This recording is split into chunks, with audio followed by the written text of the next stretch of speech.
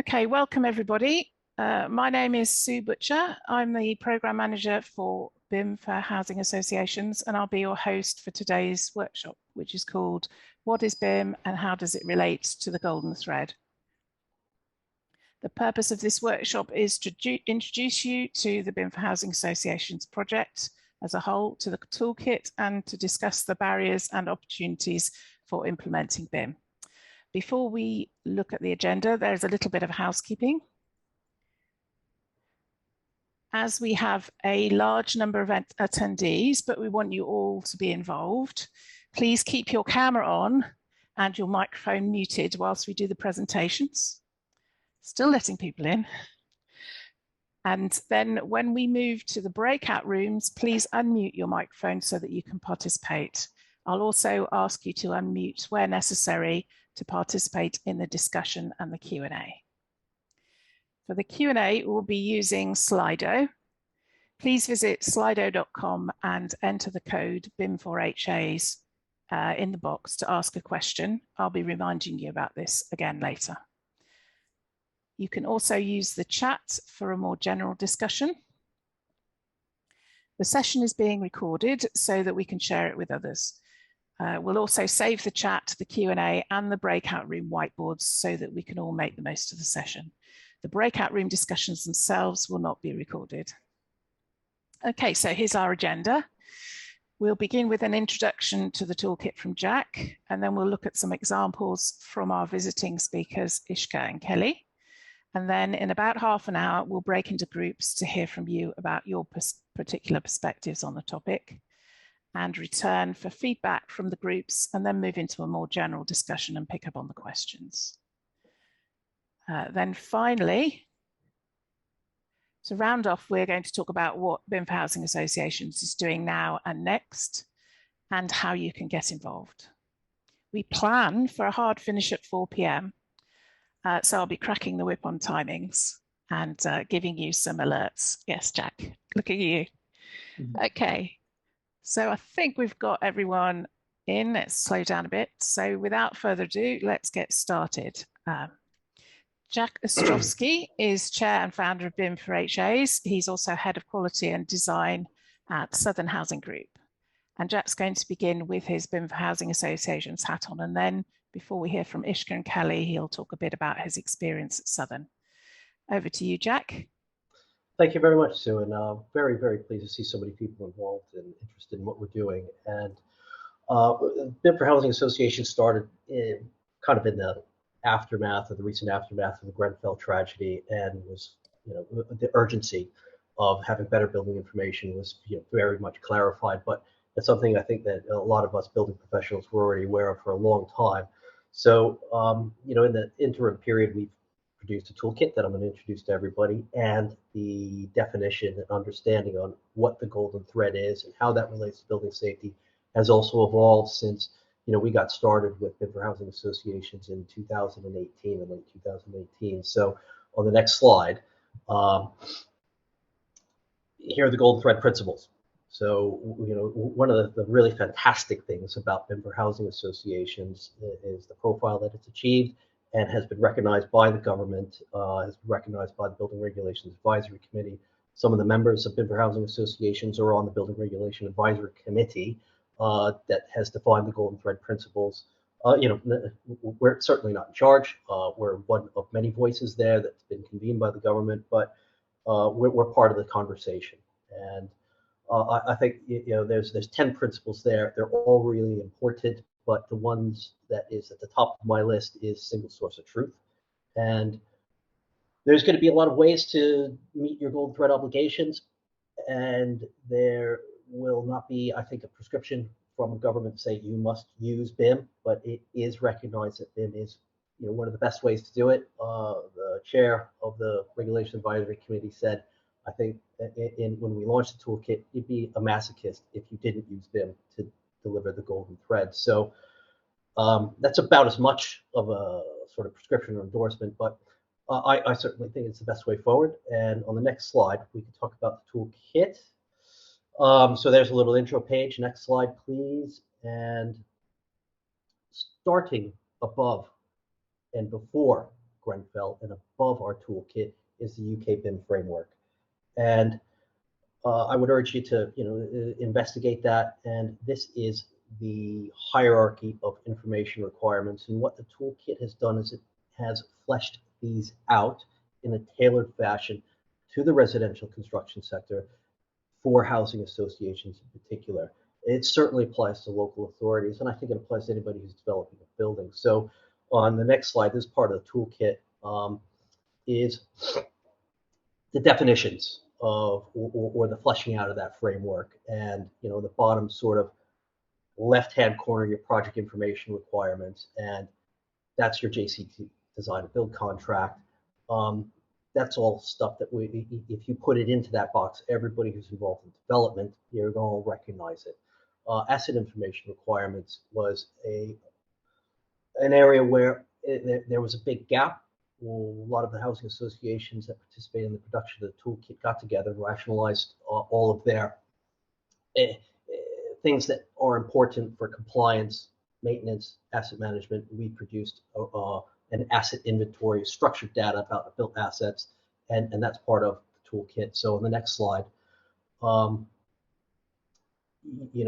preceding that is where we're supposed to start with making your toolkit and our toolkit, organizational information requirements. In theory, that should be starting point, but practically it's part of nobody has a very clear organizational information requirements packaged in the 19650 way, but that's not going to prevent anybody, hasn't prevented us for starting with BIM and getting things rolling. The next slide, I've already mentioned the project information requirements. I've talked about the asset information requirements, and just very briefly, the previous standard was called PAS 1192. That would put that in the project team's hands, that your development project team or your asset management cyclical works team, they would have to produce that, but you don't need to do that anymore because we've done that for you.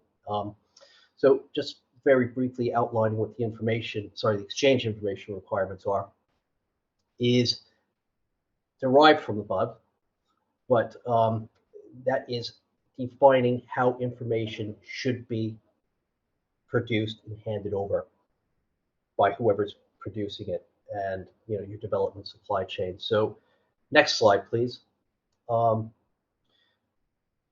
Project information model. That's a practical output of what your project team would be doing. And the asset information model is where it should all go. That would be, from a housing association perspective, all of your data architecture. Cyclical work software, for us at Southern, that's Keystone. Your repairs software, we use Orchard. I think there's a variety of participants here, and I know a few of the bits and pieces that you yourselves use, and then there's other offerings out there in the market. But that's all kind of irrelevant from a theoretical standpoint. It's also relevant it should be irrelevant from the instructions that you give, because what we want to have is information that is interoperable across software platforms, across different organizations. And we're all working towards that. And I think that, one of the things that we have achieved is evolve that in a way that anybody can use the toolkit, regardless of the organization you have and the software that you're using. So next slide, please. This is one of the most important and difficult things. So it was a very important part of the toolkit. It was one of the most difficult and challenging things that we produced. And this is the BIM implementation plan that's set out against the REBA work stages. It reflects the core of the development process, but it also is referenced against the gateways from the building safety regime. And if you go to the next slide, really in the interest of time, we don't have enough time here to go into depth of everything around the toolkit. There's also a recording of when we launched it that has a little bit more of the details here.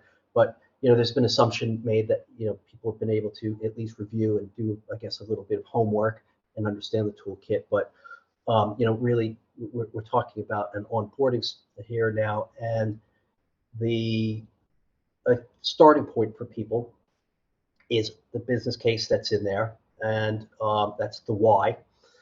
The other part of the particular items that are set out here is how to implement BIM at a program level if you have a development program. And then this is, of course, the toolkit contents that are set out here. So basically, you know, in the sort of prepare BIM briefing, that's your enabling. That's what you need to do. That's what you need to put in place in order to start instructing BIM. So, you know, and I do apologize to the asset managers here. You know, a lot of the toolkit was developed for deployment in development.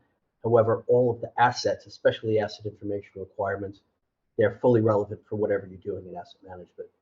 So on the next slide, if you don't mind, one of the things that we've also included in the toolkit are specific instructions that you can issue to your service provider in order to make BIM happen. So, you know, one of the obstacles that you will encounter in the beginning or when you're intervening into a particular program is that your service providers have not made an allowance to provide BIM for you, because you're not going to get BIM for free. There's going to be some extra costs.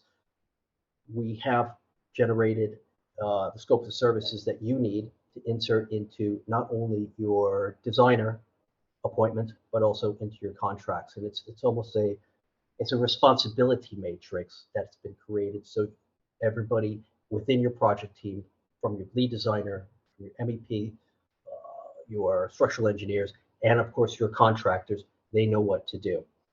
So that's a really quick canter through the contents of the toolkit.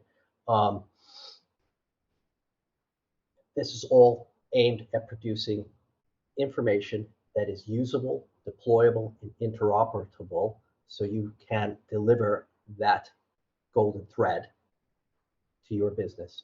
So next slide is some examples of implementation. And we thought it would be more interesting to everybody to see, to get some insight into, well, how is this being used in action? And I was going to say used in anger, because that's the colloquial term, but it hasn't been an angry journey. It's been a really positive one. It's been a really collaborative one for us, at least at Southern, with all of our service providers. So if you don't mind, Sue, where are we at with Southern? So I'm going to take the BIM4HAs Housing Association's hat off. BIM implementation over about the last 18 months here at Southern.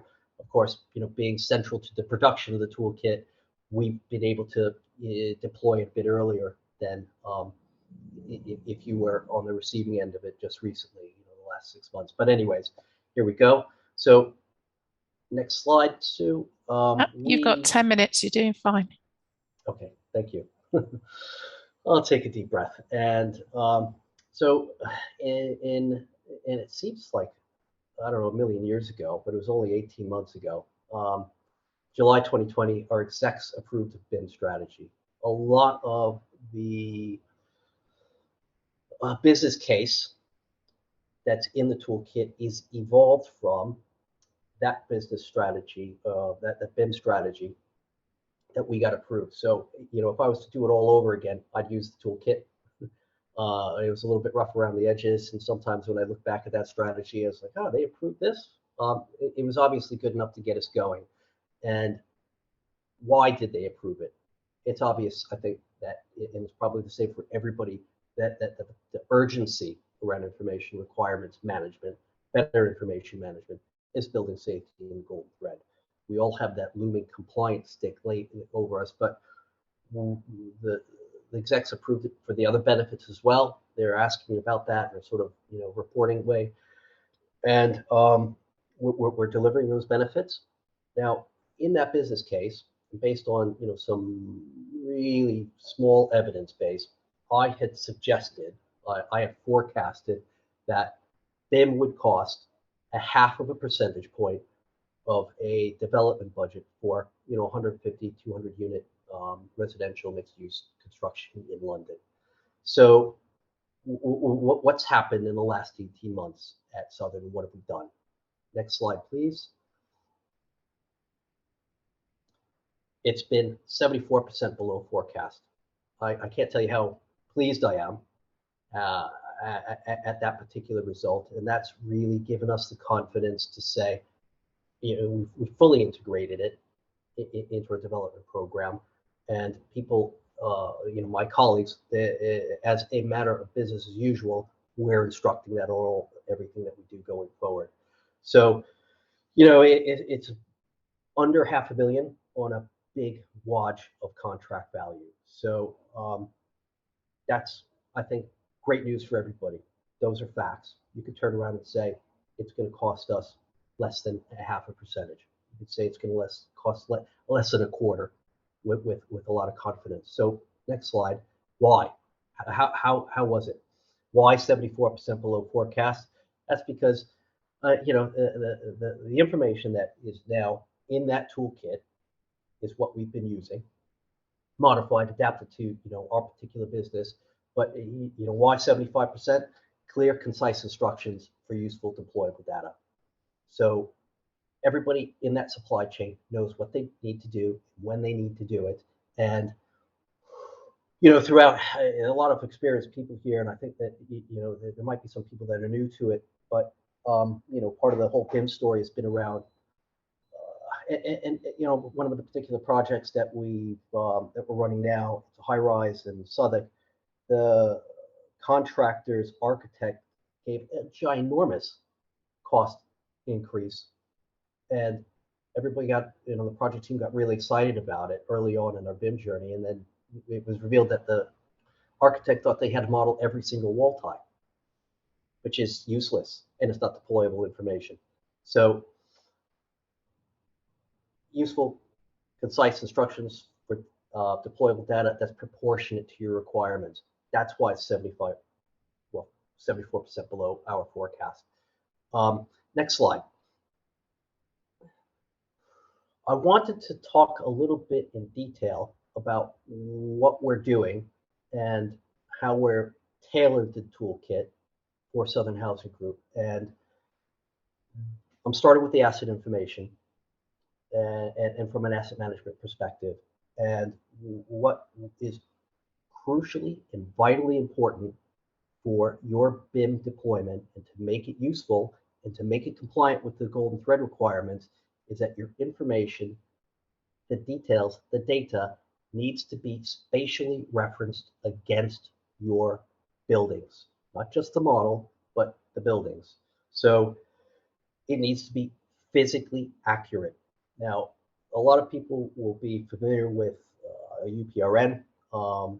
That's a unique property reference number, and we've deployed a naming convention. This is available in the toolkit if you want to, get under the hood and stick your fingers in this little bit of an engine here.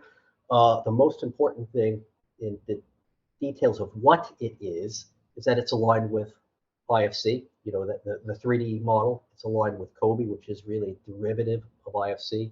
This is perfectly aligned with the UK Housing Data Standard, which I know a lot of the participants here are using. If you're not, I would really strongly recommend that you at least make a conscious decision not to use it. And it's fully integrated with our asset management system. Now, why is this so important? I've had several conversations with the regulators to be the health and safety executive people who are going to be looking at your golden thread compliance. One of the key takeaways from those conversations is you're going to be focusing on your metadata. That's what this is about. So take that away, have a look at that content of the toolkit, and then I'll describe a little bit more how it's being used. So next slide, please. 5 minutes. Thank you. So, you've got a table. This is what this table means.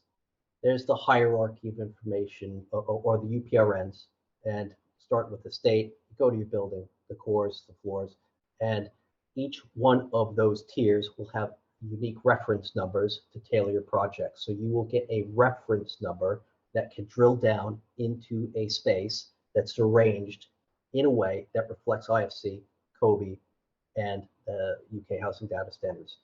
There's a picture that's in the toolkit. Check it out. Next slide, please.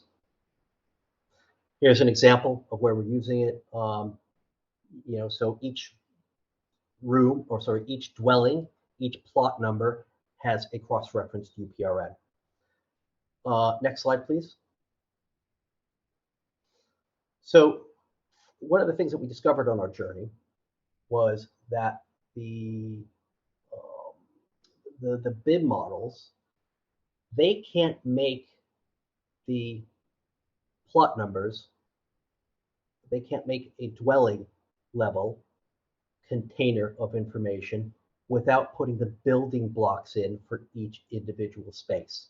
So, your design teams, they need to have a space reference and a space dedicated to the bathroom or the bedrooms or the accommodation space or the communal areas. And, they need to do that for, checking the space allowances against your space standards. And you can't build up the detailed build model and the BIM model without doing that first. So one of the outputs of that is that there's actually a lot more granularity than we can currently use in our asset management systems that's available to us. And then what we discovered is that we can actually make component reference numbers. So we are setting the groundwork for us to put fire stopping reference numbers in. Now, a lot of people in the development world are instructing third parties to produce visual records of every piece of fire stopping and get a picture of, that tag that pertains to, whatever, the fire color or whatever. What we're doing now is that we're asking those service providers to use our reference system. So we will have a data model that can drill down into the details, and someday, somebody, 5 years from now or 10 years from now, they're going to want to find a piece of fire stopping.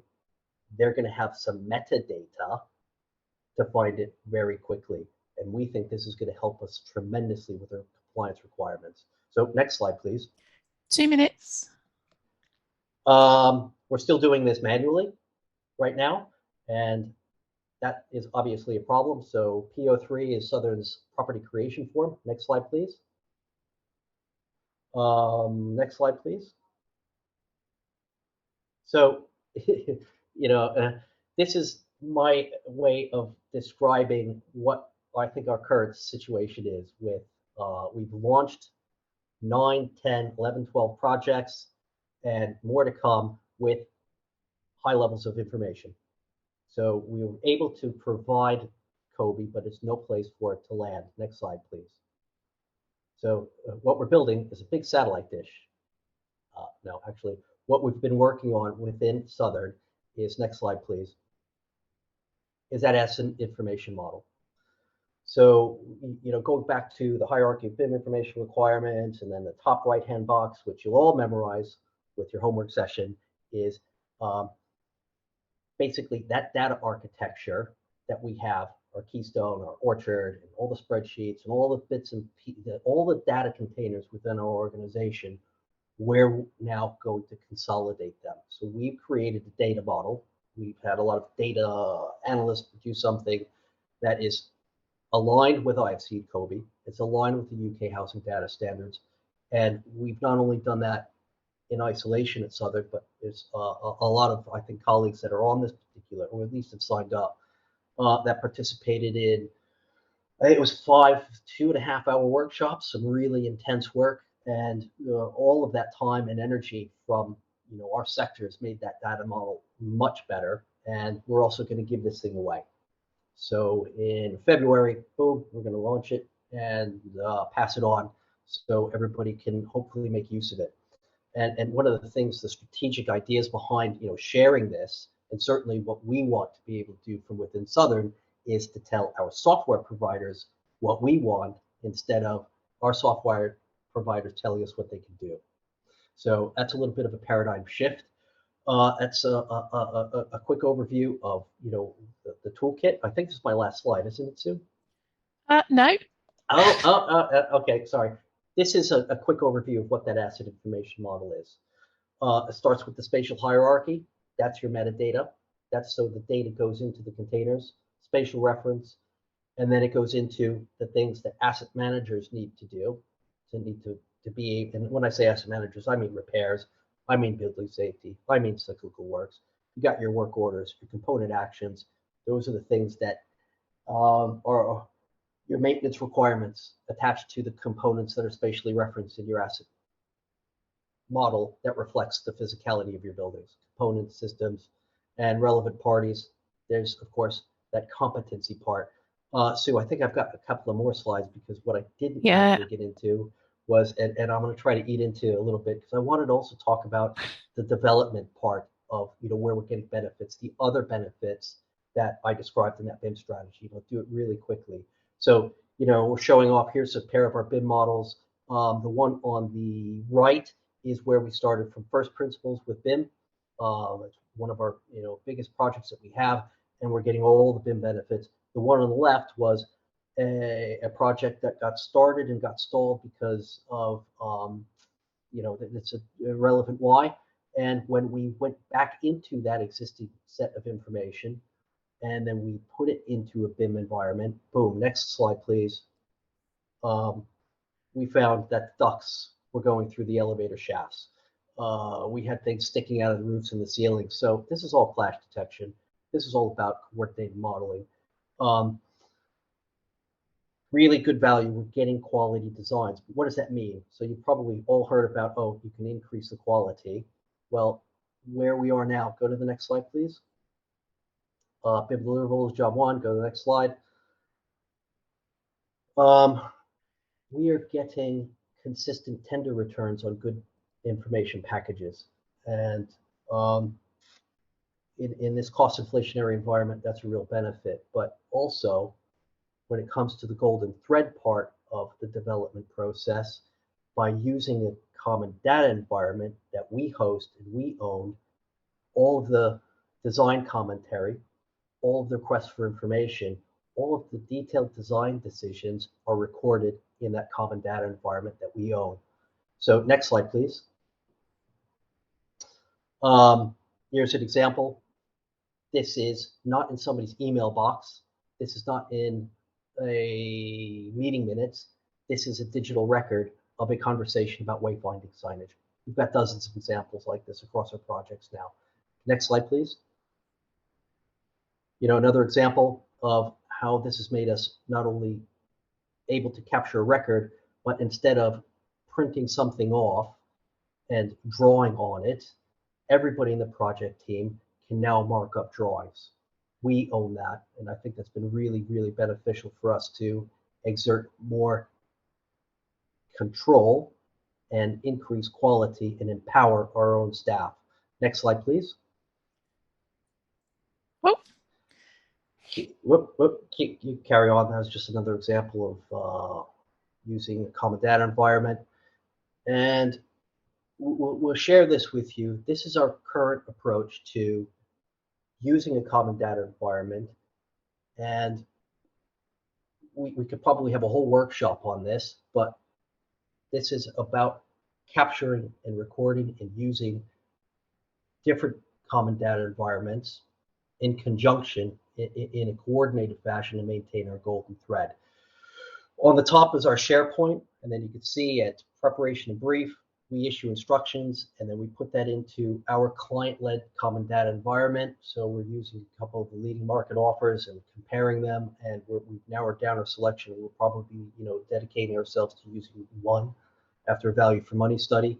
But in that, we will, for our land-led projects, we'll develop the design. You saw all those examples, and then we issue that design to the contractor, who will carry on their own common data environment, but publish periodically at key stages to us any updates, any information packages for our information managers to check. And that is really effective for us so far. And we can expect that to continue for us to validate that information, so we don't get a huge lump at handover that nobody can really go through and validate. So I could talk about this particular slide and how we're approaching it for a long time, but we don't have that time. And thank you for your patience. And I would be more than honored to hand this over to Ishka at Network, who's going to talk to us a little bit about how they've been able to make use of the toolkit. Yeah, there's another thing I could have talked about for a while. Yeah, that's the visual record, and how the visual record with 3D cameras is now being captured and put into our BIM models, and not directly into the BIM models, but into our common data environment. So we can do a 3D walkthrough of the projects as they're being built and have that information related to the common data environment and our spatial hierarchy, et cetera, et cetera, et cetera. So now I can hand it over to Ishka, and I'm not too far out from timekeeping, and thank you for not cracking with 2 hearts, Sue. Hi everyone, thanks for having me on. My name's Ishka Hart, I'm from Network Homes. Jack, that was great, you went into a lot of detail, and I'm going to speak a much more high level about sort of where Network are at with their BIM journey. So BIM at Network was sort of initiated 2 or 3 years ago from the development department, which is different, I think, to some of our peers. It's come from asset management. So it was brought forward because industry was starting to use it, and they wanted to align to sort of the government mandates, and how can we get BIM working for us? And there was sort of some pushback from contractors, and that sort of sparked an intrigue as to why is it controversial? How can it benefit us? And then obviously the building safety pressures sort of mounted, and that is the key driver for us to use BIM now. So sorry, just for context, Network Homes that have 21,000 properties, and we are developing about 1,000 homes every year is our goal. So we have been heavily reliant on external BIM consultants to help us sort of understand our information requirements, and the toolkit has been really useful to us in that process, so that we can sort of share with our supply chain what we need from our projects. I guess a real question that came up as we started to have these information requirements on our schemes was using a CDE and where that information goes, and if we should use our SharePoint or if we should procure a project-specific CDE, and then what our asset management teams are going to do with that data. If we sort of request all this structured data and are following these processes as per the UK Bim Framework, what happens when it gets handed over to the other side? And that's sort of, we need to explore that more as a company. So we've taken a business case forward to really look into our information requirements and how we work together at handing that over. So we're sort of early stages, and like I said, very reliant on our BIM consultants to sort of help us. But we're using the BIM4HAs, EIRs, and following the UPRN procedures as well. So in development, we're also looking at our filing structures, so how we sort of really focus on naming conventions and having consistent templates for all of our data to live in. So coming back to the basics of how we think about information management and a single source of truth, like Beck sort of said at the beginning, that the golden thread and having that single source for all of our information to live in is really, really important, and the organisation needs to look more holistically. So we're very grateful for BIM4HAs to help us, and I think the more we talk amongst ourselves as peers in how we sort of achieve this golden thread and use these resources better. So that's it for me for now, but very grateful to this organisation, and look forward to hopefully talking with more of you about your journeys, because I'm sure we're facing a lot of the same issues.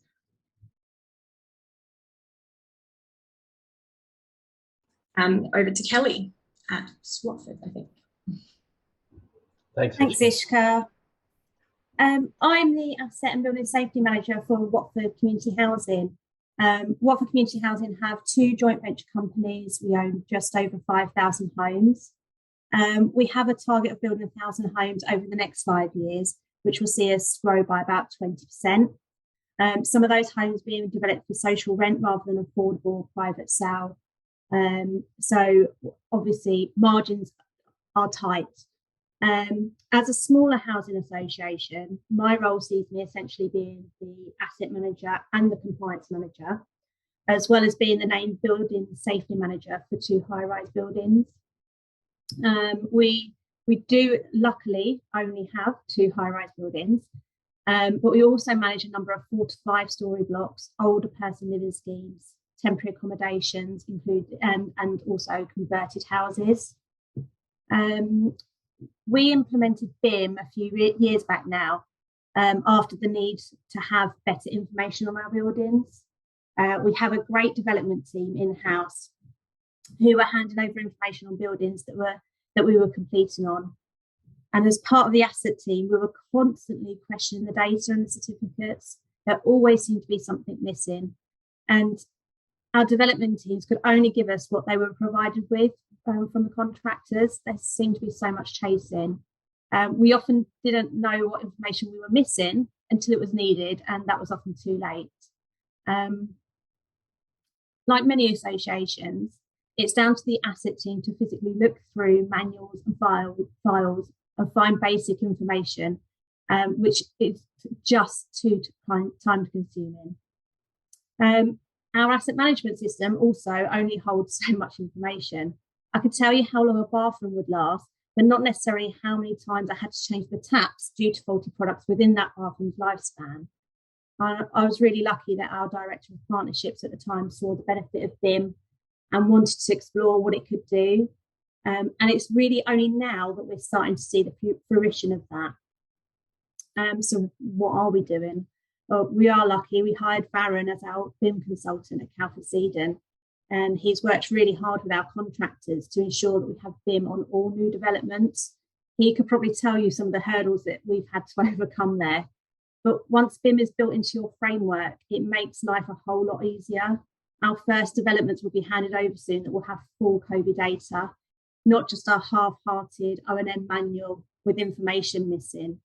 The asset team are involved at a much earlier stage now, and we're actually seeing the COVID data as it's being developed, ensuring that we've got a much more robust handover process. All of our teams, both the development and the asset management teams, have undertaken monthly training sessions on BIM. We look at what's coming up, new legislation, and it's really started to embed our processes, and we've started to form a much better handover and integration policy and process that we're following. We are also currently capturing BIM on our 2 high-rise buildings as part of our building safety case for the upcoming building safety bill. This is seeing us pull together huge amounts of information that are currently on different systems and different formats, and we're looking at ways of mapping all this valuable data to our asset management system. We've definitely changed how we view and store all of our data, but as Jack said, there's so much more work to do there. As a small organisation, we have faced quite a few barriers. Costs will always be one, but the upfront cost will be outweighed by savings if you use it efficiently. It's difficult to get exec buy-in when you're asking for money, but there are tangible benefits to doing this, and that's really what we've got to show. Our own IT team are also a barrier. It's changing a lot of what we do and what we've always done. We make sure that they're invited to all our BIM meetings and all our training sessions so that they feel like they're coming on the journey with us. We need to ensure that they understand what our vision is for this vessel, for one version of the truth. One thing that I would really reiterate is that BIM is not a 3D model. I've sat in webinars and consultations where BIM is discussed as if it's a picture of a building, and you're never going to get any exec buy-in if that's what they believe and that's what they've been told. I think the first time we spoke about BIM, it was a 3D model, and that's not what BIM is. BIM is data, it's information, it's one version of the truth, and that's really what we've got to start leading with. And that's me done. That's wonderful, Kelly. Thank you very much. And thank you to Ishka and Jack too. It's really interesting to hear you all talk about the value of learning what information you want, knowing what information you want, and being then able, because you know that, to ask for it and get it, and what you can do with that information. It's really good. Now, before we go to the breakout sessions, I just wanted to remind you how to ask a question. So visit slido.com and put the hashtag code in there, or there's a link directly in the chat. You can also scan the QR code with your phone if you like, works very well on the phone. You can ask a question anonymously if you prefer, or if you use your name, we can always ask you to unmute and get involved directly in the discussion. So let's see how that goes. Okay, so now the technology kicks in. Oh my word, this is where I'm going to get nervous. Okay, now it's time for our breakout sessions. We have used the information you gave us when you registered to put you in a group with people of a similar discipline and seniority, or both. And in a few minutes, I will switch you over to your breakout rooms. Now, the first thing we want you to do when you get into the breakout rooms is to unmute your microphones, introduce yourself very briefly and choose a note taker. And that will give us time to come into each room, and we will post a link into the chat to the whiteboard page, or Jamboard page, I should call it, Baron. And you can click that link and then use that page to add your thoughts to the whiteboard whilst you're having your discussion. It's important for you to have a note taker, because when we come back together, we'll give you each 2 minutes per group to talk us through what's on your whiteboard. At the top of the whiteboard is a question we want you to answer. So do that first and answer it from your perspectives of the people in your group, so that we get different answers from different groups, obviously. And then you'll have 2 minutes to report back, as I said, when we come back in. If you want to, you can all use sticky notes, and then the note taker can rearrange them. And if you want someone to share the screen to make it easier, you can do that too, but see what works with you. Now you'll have 15 minutes to discuss the question we've posed to you. And I'll also give you a 5-minute warning when you're nearly done, you'll get a 60-second alert just to say we're bringing you all back into the main group. Okay. So if everybody is ready, I'll open the breakout rooms. And don't forget to appoint a note taker and check the chat for a link shortly. Right, that went reasonably smoothly, I think. Have we got Jack here? I am here, and the technology worked, at least for our session. We not only did the technology work, but I think we had a good, useful chat about it. But I did promise not to present. Good. I've talked enough already. So that's absolutely fine. Right. Okay. So thank you everyone for participating on your groups. I'm aware that because some people register and can't come, some of the groups are bigger than others. But I'm going to run through the groups and share the whiteboard from my end, and give you each 2 minutes to feedback. I'm going to do it in this order. Okay. Hi, it's Andrew.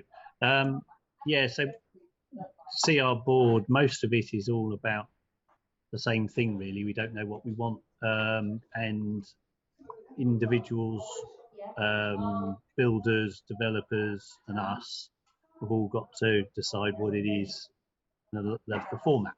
So what was discussed earlier was really useful, because someone else has already made a good idea of how to do, how to name a space, how to ask for stuff. And I think we were talking about the other group, which is called Bim for Housing, slightly different name, but similar. And they were looking at how the data could be laid out by a manufacturer, and that manufacturer therefore could send the same data out to everyone every time. And then we'd know what format it was going to be in, and that would be useful. But they're a slightly different position to to what we were talking about earlier. But it's all about, yeah, data coming in, and also we can see it working for new build, but what about the existing? So I was talking about multi-vista, where they take lots of photos, it's very high level, lots and lots of data. But when you've got a little block around the corner, that's just a 2-story block with a few things on it, you know, am I going to pay multi-vista to go in there to set up, you know, a plan and all the rest of it? So in which case you think, well, that's a bit expensive for a tiny block with 2 lights and a sprinkler or something. So it's got to be affordable for the size of property, not just the big new build expensive bits of, you know, when you're spending money, it's easy to have a little bit of it to do the plan, but it's got to work for everywhere.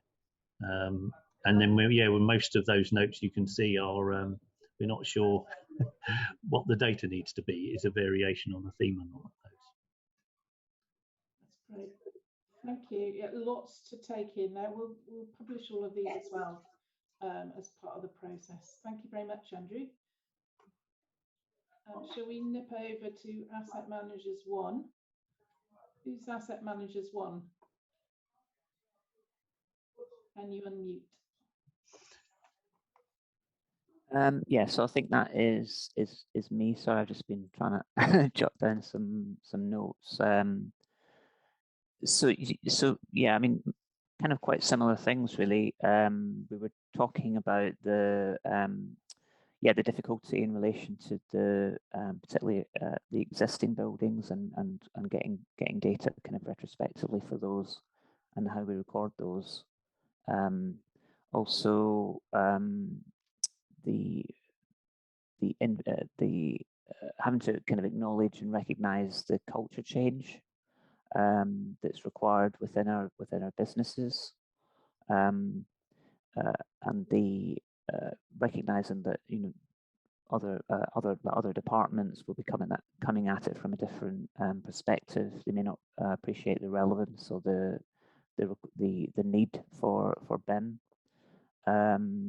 We were also talking about the requirements in relation to making sure that the again, as the other colleague was talking about, identifying what data it is that we really need to record, and potentially recognising that we will get things wrong, and you know, there may well be things that are collected in the first kind of iteration of the BIM exercise that isn't then really needed or used again, and there'll potentially be other data that might be missed and has to be collected later on. So it's kind of an ongoing process in terms of building the systems. Yeah, I mean, I think in terms of the group, we're really looking forward to seeing the asset information model in February. I'm just doing a look to see if there's anything else. Yeah, and trying to get away from the when we're trying to get buy-in for budgets and from board, etc. You know, trying to get away from the idea that BIM is solely kind of 3D models of buildings, and it's a lot more about data and how we manage our information. Yeah, that's great. Thank you very much, Glenn. I shall open. I'm going to open Consultants and Contractors 1 now. Who can unmute themselves for this one? That's me. Hi. This has just been timed perfectly for 2 toddlers to come in through that door, so I'm going to be super quick. But we discussed a few of the issues that we experience with housing clients. Some of these have been covered previously in this chat, but things like not understanding what BIM is, thinking it's a 3D model, or thinking that it's a software. The cost, and it was discussed, what is the cost of BIM? Does it include things like your BIM manager, the additional resourcing that you might need, so that BIM can be implemented? But also in terms of implementation from the point of view of someone who is new to BIM, where do you even start? Do you start with resourcing? Where exactly do you start? The fear of change, implementing CDE. Someone was saying that that even that can be a bit of a challenge, just to get everyone on board with having a CDE for a project, and sometimes it coming in too late in the process as well, or it not being particularly well defined at earlier stages, issues at tendering, when bidding for work, vagueness of requirements, not being able to clarify anything. That's something that we've experienced. Yeah, I think that was us, unless anyone else from the group wants to jump in. Thank you very much, Louisa. That's great. We'll move on to the other consultant and contractors group. Who's the note taker for this one? Good afternoon, that's me. So in terms of BIM obstacles that we find, sort of 90% of the clients come with no scope of services or no requirements, and those have to be sort of discussed at the outset, and documented. We also find the passage of information through the various REBA stages often leads to either a distrust of information, and then also you could get a sort of a difference in the documentation that's handed over. You don't perhaps get the entire sort of picture. Often we quite find that clients have no suitable sort of systems to take ownership of the data at handover, and that's therefore, sort of mimicked with some of the other conversations whereby we don't understand the requirements, and that leads to some various obstacles. From a contractor's perspective, there was some discussion around taking over a project from sort of stage 4B, and finding out that it's perhaps not as coordinated as you first thought, and then having to take on board a lot of the issue resolving, whether that's through the data requirements or through physical clash detection we started to talk about. And I think just going on from what Louisa suggested, just in terms of perhaps coming on too late to the project, I think in terms of some housing clients, what we need to understand is the way in which projects are procured. You may get a house builder that goes through the REBA stages 0 to 2, gains planning with a set of consultants with a set scope of services, set deliverables in terms of BIM and data, because it's a house builder. You then get a housing association on board or a housing client that takes ownership of that from planning onwards. And there's a scope gap there. Some often we are finding there's scope gaps between what's procured and the team and what's required at the end. And then you start conversations between these scope gaps and inflated costs and things like that. So that leads on then to scope of services, the gaps and the overlaps between information management, BIM coordination, because you can often, when a contractor comes on board, what kind of scopes are they working to, and is it already covered in any innovative teams perhaps, or any other external consultants? That's great. That's really interesting. There's some aligning things going on here, aren't there? That's great. Thank you very much, Anthony. Okay, I'm going to open Housing BIM Champions 1. Who's going to talk about this one? Oh, yeah, that's me. Sorry, didn't use the whiteboard. Just wrote on Word, so bear with. Yeah, so we talked about what's stopping the BIM champions from implementing BIM. Quite a few of our discussion points have also been mentioned in the chat previously, but we talked about teams like development, for example, needing certain information that they're requesting certain information. They're not getting enough of the information that they need, but the teams who are to supply it, so for example, building safety or asset management teams, they potentially don't necessarily understand what's required of them, what information is needed. So we just talked about the fact that it's difficult to define what information is needed. But as a result of that, it's then hard to instruct a contractor or a consultant of exactly what data that they want at the end of the process. Asset management teams, I think it was already mentioned, they're experiencing quite a lot of changes themselves, changes to what information they need to provide. So trying to upskill them, they've got their own sort of challenges going on. Those teams as well, perhaps they don't necessarily understand the benefit of BIM, and many teams, especially in our organisation, they work in silos, not necessarily sharing information. So perhaps they're reluctant to give and give information about something that they don't really understand. And then we also just talked about the fact that we could be potentially organizations possibly lacking enough data architects and the right systems. So organizations don't necessarily have the right people or the available people to set up a robust data management system which underpins BIM. So when those extra resources start to come through, hopefully it'll make implementing it a lot easier. And that was us. Okay, that's lovely. Thank you very much, Amy. Right, let's go on to BIM Champions 2. Aha. Okay. Yeah, that's us. So again, yeah, kind of working down very similar themes to some of the others. We talked about the sort of culture change that that would be required to get BIM involved throughout our organisations. There is a lot of silo working, people being used to doing things in the way that they always have, and so kind of trying to move into that slightly more digital environment can be quite difficult. The amount of resources that's actually required to work through, what is it that's needed, how are we going to collect it, what are the systems that do it, and how do we use it? So, you kind of get a lot of people talk about it very quickly and then can't really commit the level of resource to actually implement and to properly scope out what is actually required. So so that's quite a big barrier quite a lot of the time. Understanding what BIM actually is. So again, that kind of, is it just a 3D model? What else can it do? But then not allowing all of the tangents and all of the benefits that it can provide actually make it into such a large beast that it becomes quite unwieldy and scary for organizations as well.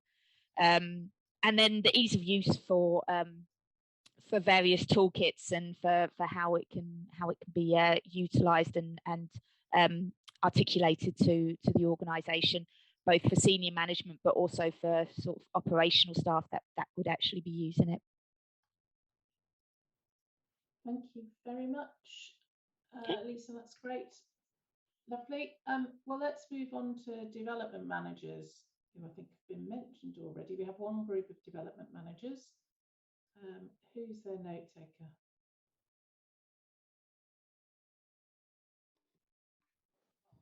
I'm happy to talk for us. Oh, okay. Are you okay for that, or do you want to go? Yeah. No, I'm fine with that. There's only two of us,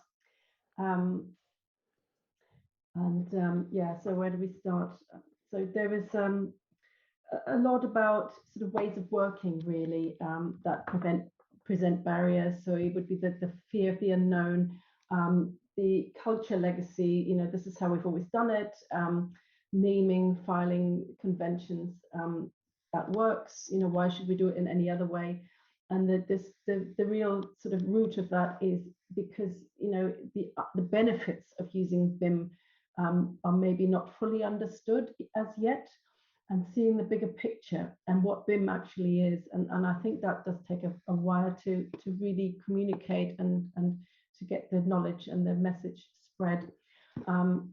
Also, senior buy-in is needed to really ensure collaboration across all teams. So that's from the development team to the asset management and any others who are involved. Yeah, working in silos, it can be a barrier. I think that's where sort of listening to early adopters is a real benefit, because that will bring home and demonstrate that all the good things about working in this way and the benefits that it brings. I think also there's the question who's taking the lead, and I think that's already come up with our two speakers who sort of looked, obviously rolled out BIM from different directions. So is it building safety management? Is it IT transformation? Is there an ideal way to kind of tackle this from an organizational point of view? Yeah, and there is a legacy in manifold housing asset management systems, as far as I understand, and obviously bringing change to that and streamlining and simplifying is going to be difficult and complex. And I thought one of my biggest points is also the resources, because I think that there does need to be a sort of single point or a single team who manages all this data to make sure that, you know, we all work in this new streamlined way, and who is going to take this on. Don't know if you've got any other ones, Scott. It was just around that guidance, really, because obviously coming out of Grenfell with and the recommendations, we know there are building safety managers. This was a requirement, and that kind of paved the way. You need to do this. So leading the way with BIM, some relevant guidance around kind of this is what you're going to need to do. This is what you should be looking for, and I think organisations will kind of pick up on that. I think there's a lot of time is spent kind of looking at what everybody else does to see if that fits their organisation. Whereas if there are some guidelines that are mapped out to begin with, they can look at how that can be pulled into their organisation to make it work with their existing systems. Wow. Oh, this is really interesting, isn't it? Yeah, lots of things that I think we'll pick up on the questions here as well. Now let's move into the executive section. We'll start with executive delivery, just because I feel like it. Who's speaking for executive delivery? I think I'm speaking for executive delivery. I'm yeah, so Alistair from Islington Council. I don't think we're gonna put anything forward that hasn't already been covered by some of the others. I mean, we had a good discussion around kind of where we feel some of those kind of barriers are, and I think we felt generally that there's a real kind of complexity, that's a perception of kind of complexity of BIM and what BIM does and the impacts that it will have on an organisation or a business in terms of adopting it. But we also agree that some of the messaging and maybe the use of kind of technical language around kind of BIM doesn't kind of help its cause. And that we're trying to, and I think that Scott and Andrea, who in the last group said about kind of finding that kind of language that can really cut through to a kind of broad audience of those that need to kind of adopt that change and simplifying it and kind of taking it back to its kind of basic levels, which are principles that I'm sure everyone in this group would sign up for. You know, do we need and want better information in order to help us maintain and manage these buildings successfully? Yeah, that's an easy starting point for people to kind of get their heads around and then kind of work from it from there. Again, speaking as a local authority, there's often competing priorities and a lack of resources, a lack of skills to kind of really kind of break through and kind of manage this, and that lack of ownership as well, and kind of a bit of a kind of that comes back to a bit of silo working, but that understanding of what actually is this for and how will we make it work for us, whilst you're already kind of flat out just trying to kind of make the systems that you've got and provide the services that you know, is your business as usual. So it feels like this is an overwhelming piece of work, project, with far-reaching stakeholders, technical language, and it just kind of puts up this kind of barrier for those that are already kind of busy doing just kind of firefighting, keeping services going in a stretched kind of business environment. I think that, you know, is just another way of kind of presenting what others have kind of have said. But I think really getting back to kind of basics and kind of going back, particularly and thinking about people who don't necessarily understand the kind of complexities of the kind of data environment and some of that kind of technical language, kind of simplifying it, I think would help get that kind of message across, that it's about better information and how we can manage it that might make our day jobs easier as well as provide safer buildings. That's great. Really interesting. I can see some blog posts coming out of this, Jack. Okay, moving on. Thank you very much, Alistair, to executive on the asset side. Who have we got here? I'm going to go, see if that's all right. Okay, thanks. Hi, everyone. My name is Luke Driscoll from Hyde Housing and Director of Asset Management there. So we had a fairly broad discussion, and I would love to say that some of the themes that come out of it, and I can see some of you smiling already, that some of the themes are the same. I think there is that together we've got to do quite a lot of work on the perception, understanding what it is. Let's not forget that some of the requirements for BIM were, as always, it was meant to be a collaborative tool. And as Alistair said, you know, that was identified by Egan and Latham 25 years ago now, and that's quite stark that it's still not really been adopted in the way that rethinking construction thought it should. And I think my perception is that executives in the property and asset management side of things, or property services world, are not necessarily stopping it, but it's about how far we can drive the benefits and get it past this. What is it? What is the understanding? We've all spoken about that people perceive it to be just a 3D model, when actually BIM is the output of good data. A BIM model is the output of good data that stems across all of our teams.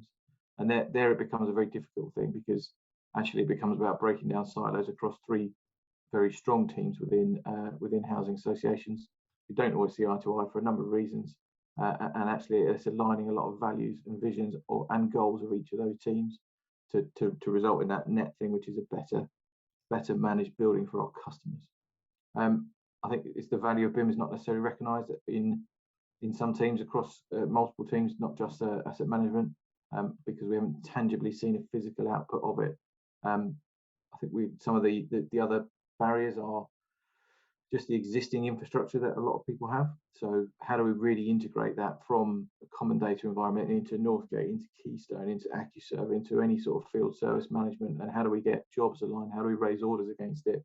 And it becomes a really easy thing to talk yourself out of. I'll just do it tomorrow, because right now it's really difficult. And it's got to align. You know, we're all in budget cycles right now. Has anyone got a budget line for BIM modelling this year? Have we got it in there, or is it, you know, how far are we going to take it? So it's a lot to align across a number of people.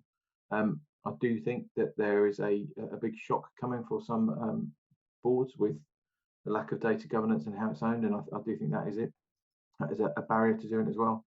I sort of, we're not proactive enough is, you know, there's some of the things that have come out loud and clear for me is around, you know, what info do you really want? How are you going to use it? And what is the scope of services across all elements of this touch point of where we do it?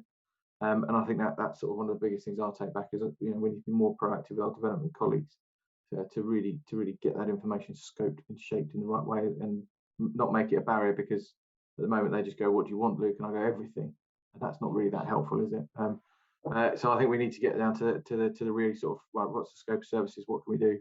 And I think we need to do that sort of on our high-rise buildings, because there's around 100 for us that we've got to get this done in the right way that allows us to manage the buildings better, evidence our safety in a better way for our customers and our boards, and actually allow those responsible and accountable people to not go to jail.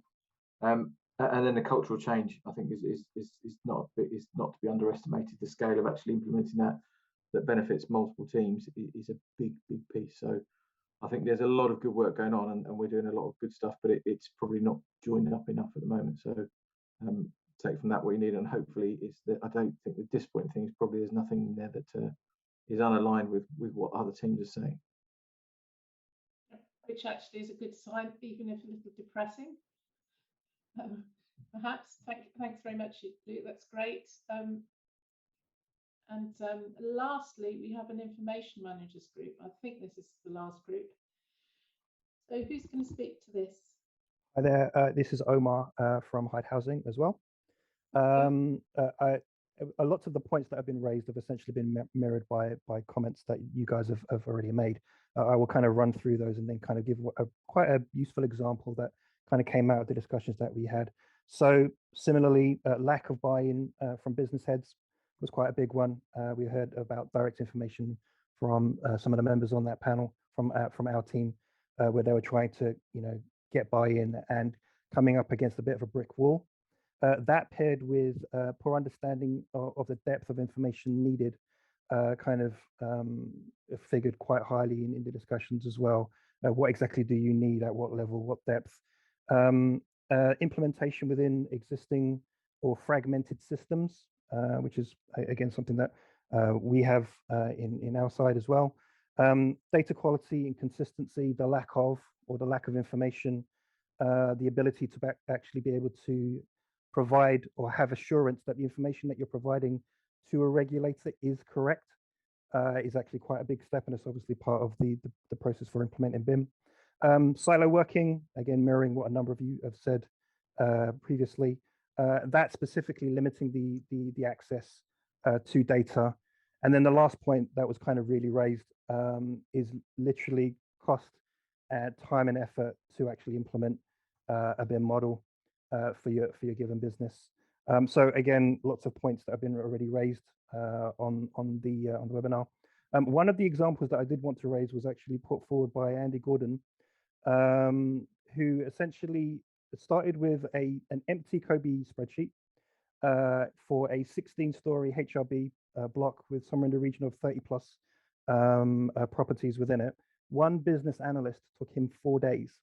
And I think that that was really quite reflective on the discussion that we had in our team about what does it actually take to undertake this realistically from a time perspective, a resourcing perspective. Obviously, that was probably just baseline data. Andy, I don't know if you want to kind of speak to that, but we just felt that that was a really good example that we had on our call. And that's it from us. That's wonderful. Thank you very much, Omar. Well, gosh, I'm going to ask Jack to say a few words while I go and have a look at the questions, but I thought whether Jack and Kelly might say something about culture change. There's obviously a sort of leadership thing, and there's a communications thing, and then there's a money resources thing. Maybe leadership and siloing is part of the same thing. But say a few words, and I shall go and have a look at the questions, and then I'll come and share those with you.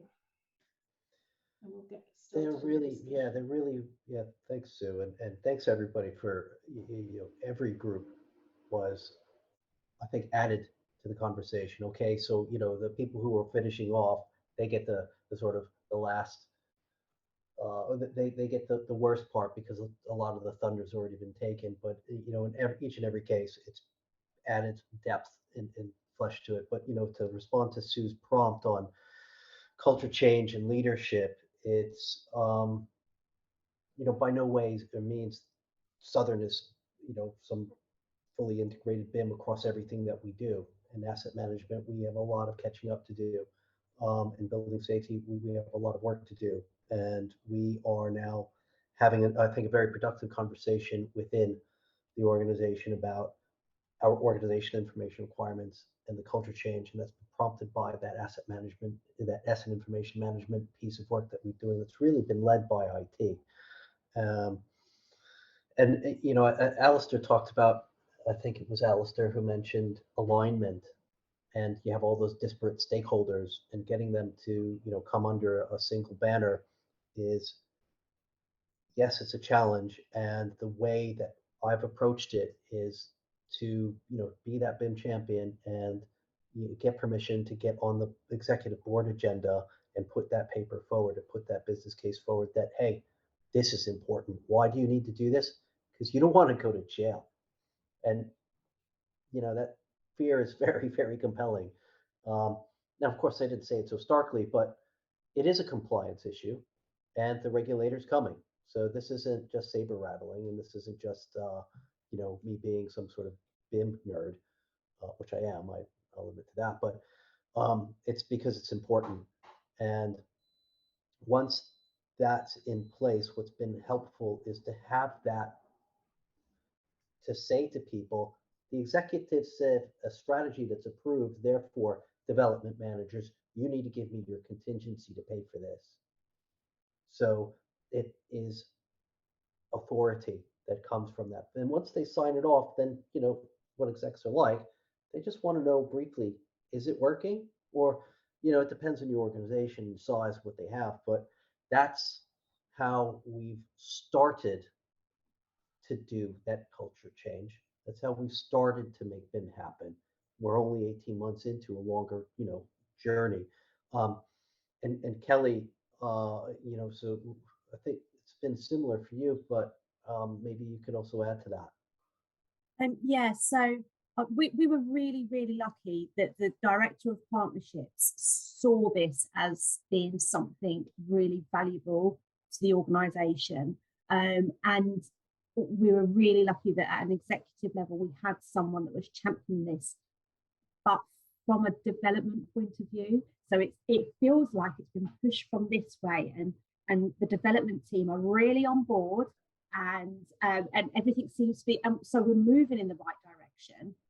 And then we hit these stop gaps with people like IT that Varun will tell you. We're trying to make sure that every meeting we have that has anything to do with this high level data and this amount of data, we include everybody. We include my whole team, asset, compliance, IT, development, all together in one room. And IT their eyes tend to go, hold it, whoa, we're not there yet. And so it's just about reiterating. We have got a long way to go. We have. I mean, I had to fight again to get BIM on our high rise. There's no money. Of course, there's no money. There's never any money. But it's about finding, what's important. Saying, well, if we've got this, then I don't need to spend X, Y, Z hours doing this. It's a movable feast, and although I do have exec backing, it's still very difficult. So yeah, we just have to keep on getting the right people in the same room all the time. Yeah, such a challenge. BIM is about collaboration. You can't collaborate unless you talk. Yeah. Sorry, Sue. There we go. No, that's absolutely the case, and I think it's. You said to me it's not a good story. Actually, it's if we're all in the same position, then certainly from the perspective of someone who's known about and been on the periphery of the BIM community outside of housing for about 8 years, there's an awful lot of talk and not very much communication. And I think that's a real problem.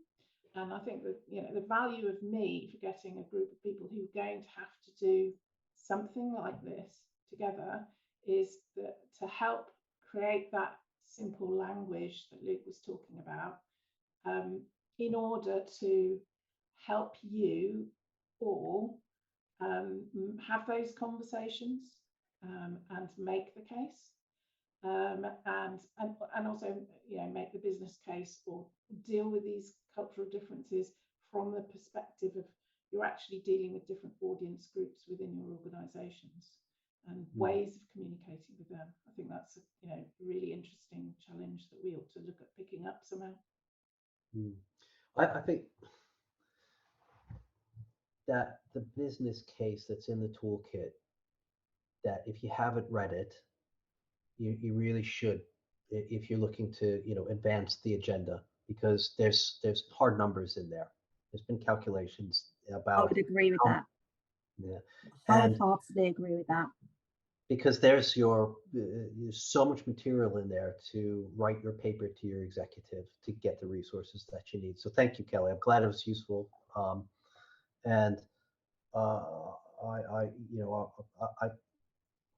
confess that I'm proud of it, and I also need to footnote quite a few people, and there's too many to name, but that was reviewed by 10 other people who contributed to it.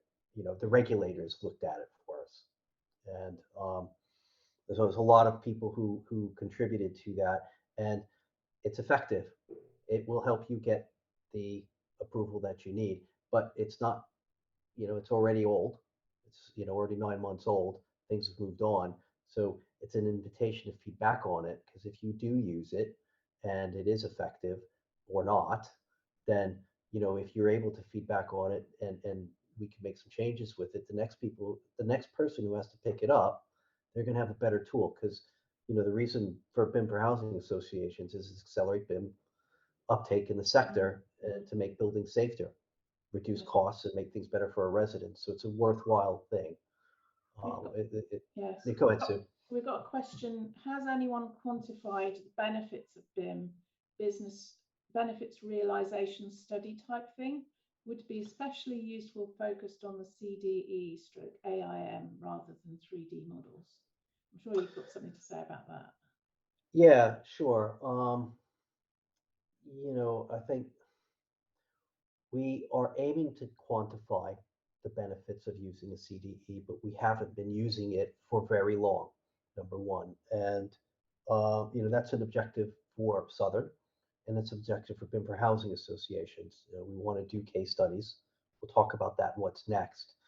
So the answer is no, not yet. Focusing on not yet, but, and it's very difficult to quantify using the CDE. And the aim, well, we haven't, it doesn't exist yet.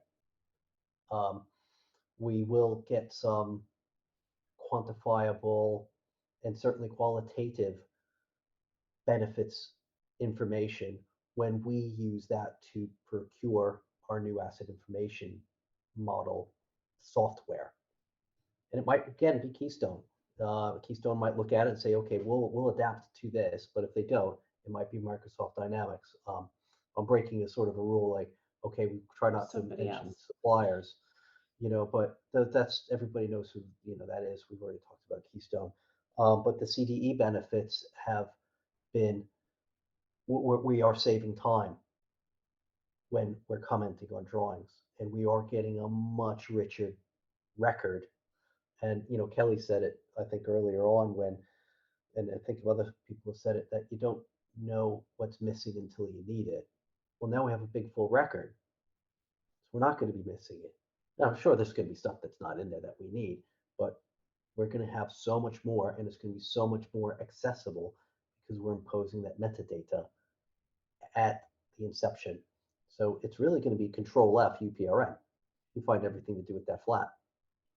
Yeah, the other, yes, it would make it easier to pass at gateways, Ishka. And I think the other thing to say about this measurement thing is that what we want to do, because there have been lots of BIM maturity measure type adventures, initiatives in the past, some big ones by big consultancies, is we want to do something different. We want to do something that is actually meaningful, that you can drill down into. And to an extent, we're going to be the guinea pig for that. And by we, I mean anyone who uses the toolkit can be the guinea pig for that, because as soon as we start implementing some of this stuff, we change the way we work. If we can help develop a measuring mechanism to track that, then we can produce data that shows the value that everyone else in the housing community can benefit from as well.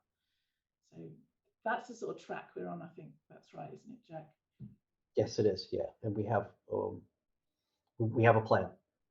Yeah, absolutely. We'll talk about that in a minute. We do. I've got a question for Kelly here. Oh, I can't find it now. Yes, from Dan Hugavine. I don't know if you're here, Dan. You can unmute if you like. But he's asked, on the Watford housing projects, who had integrated the COBE data into these projects? The contractor, or did you employ specialists to do this? Aaron, do you want to help me here? Yeah, sure. On those projects, it varied depending on the project size. So where projects, we've got a couple which were just garage sites, contractors who were very local, who didn't really understand information management, in all honesty. So we actually worked with them quite closely on how you input that information.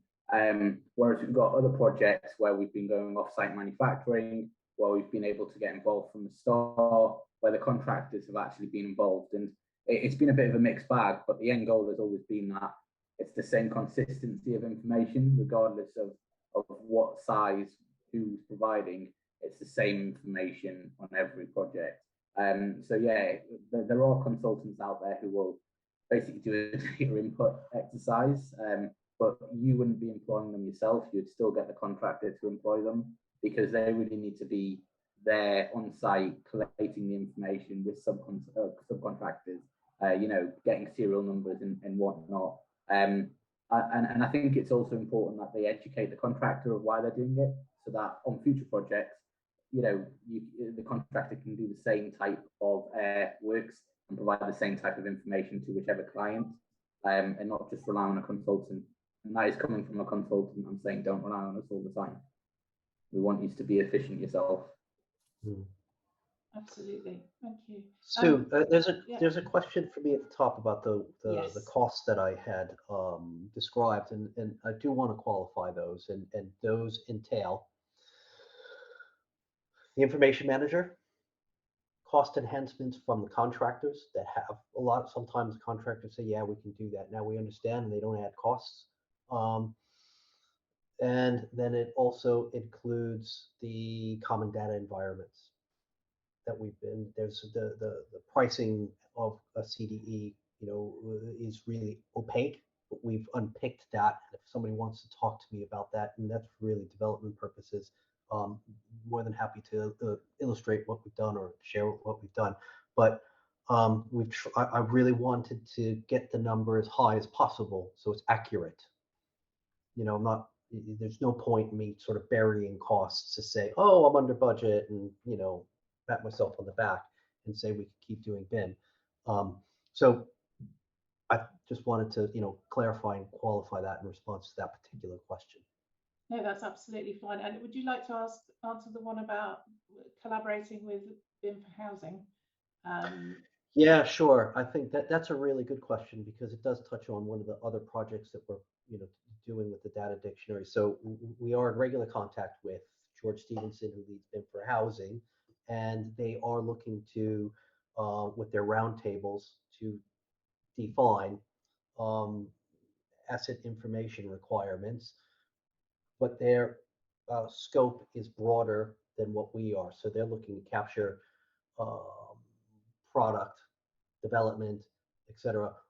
We're really strict on our focus here, and Garrett can talk about that a little bit more if he's here, but we're really focused on asset information requirements, because our litmus test, is it useful?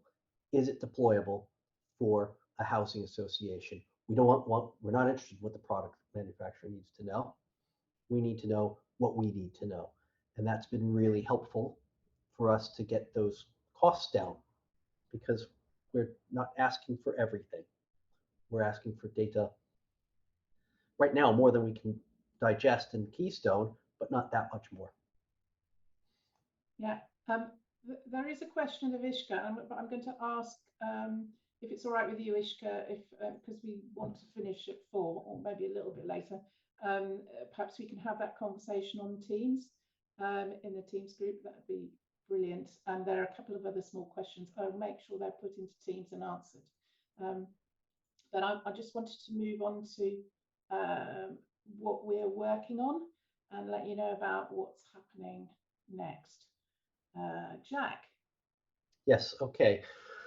The cultural challenge and the governance challenge is what we want to address with organizational information requirements. So the original in Toolkit 1.0, what was published was okay. It was compliant with 19650, but it wasn't, I'll be frank, I wasn't satisfied with it. We got started on it late in the process, and that's the excuse.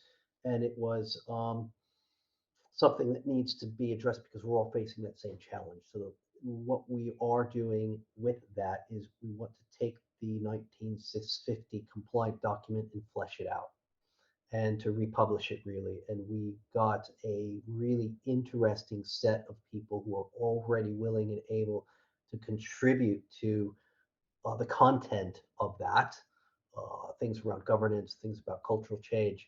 And we have a draft project initiation document that we haven't reviewed yet. It was just finished this in January. That needs a project manager. So there's a call for volunteers, and there's also a call for participants.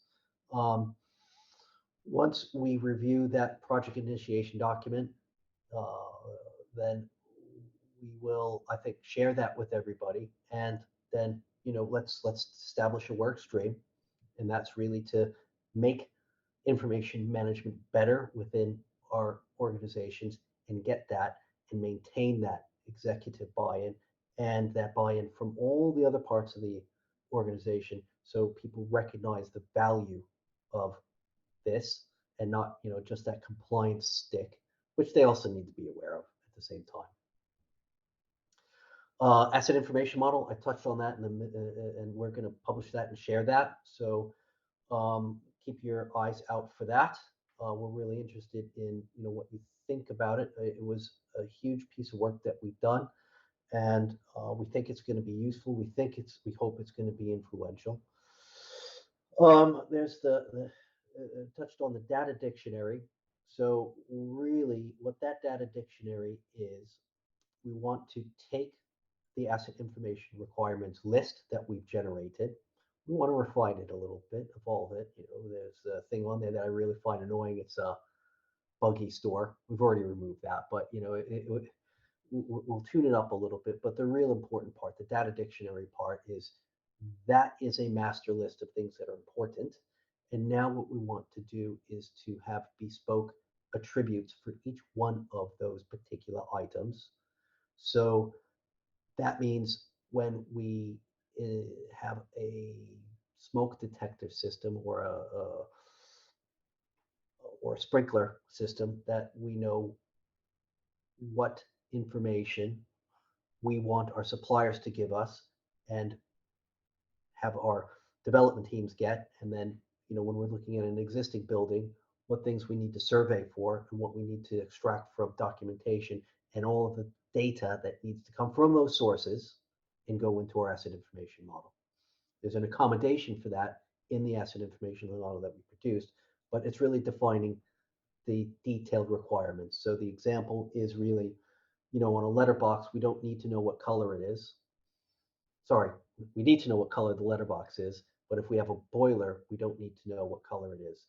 And conversely, with a boiler, we need to know the kilowatt hours, the outputs, but we don't need to know what color it is. And I'm talking about a communal boiler. That's the example. So that's a project that's sort of up and running. Not sort of up and running, it already is. There's participants here now that are participating in that particular project. But if you're interested in learning more, contact Sue. Golden Thread Initiative, that's a separate piece of work. It's being led by L&Q in conjunction with MHC, or the artist formerly known as leveling up in communities and housing in communities. Sorry, I have a hard time saying that seriously, but that's the LDUC is working with L&Q on that, and the outputs of that we're aware of. We've been working on some of those, some of us, but we don't want to start to update our exchange information requirements until we see the outputs of that golden thread, so we're aligned. So when that gets published, we understand will be in 8 weeks, maybe something like that. I'm not really sure. I'm not speaking for them. I'm speculating a little bit. We're going to take those outputs, digest them, and then update our toolkit accordingly. And then we talked about case study and culture change. And that is to measure the effectiveness of the toolkit in alignment with 19650. And we have another project initiation document that we're just finalizing that is going to, we'll share with everybody who will be interested in that. And we're certainly, I think, I would ask I was going to say, we require you to respond. That's ridiculous to require anything from, people who are giving us, sharing your time, your valuable time. But we really need your feedback. And we want to know how you're getting on with BIM, and to share that with people so we can accelerate this. And, problem shared is a problem halved. So that's the ethos behind that piece of work. Okay, thanks very much, Jack. So how do you react to those things and the other things that we've talked about today? Well, the first thing is you can email us at bim4has@ukbimaliance.org. I run that email address. You can use that for anything. So if you'd like to know about one of the projects, or if you want to volunteer for something before you know more about it, that's fine. You'll be aware that the forum can be accessed. If you're not already on our Teams forum, please do join. I think I've asked everybody who signed up for this to make sure they're on the forum as well. That link, we also got asked in the chat about joining, about downloading the toolkit, which of course is free to use, as will be the updates. Same link, housing.org.uk/BIM4HAs. I will be sending you a survey, within the next 24 hours a link to a survey for you to give us feedback on this workshop. It would be really helpful to know whether you think it's been useful and various other things. So please look out for that because it will help us plan not only what we're doing, and we've learned a lot from you today, but also the next workshops that we do. Our next workshop will be focused on the needs of the people who are championing BIM in housing associations and local authorities. Clearly, that's a subject of concern for a lot of you. It will be probably in about 8 weeks' time. So again, if you join the forum, you'll get a notification about that. We also are on LinkedIn if you look for BIM for Housing Associations. If you're not already following us there, more updates there as well. Okay, so I think it only remains for me to thank our speakers, Jack, Ishka and Kelly. Thank you so much for your time, and thank you all for giving up your time to join us and participating so enthusiastically. Have a good evening. Thank you all, most informative. Thank you all for your time. Thank you. Thank you, everyone. Thank you all. Thanks, everyone. Thank you. That was very interesting. Thank you. Thank you, everyone.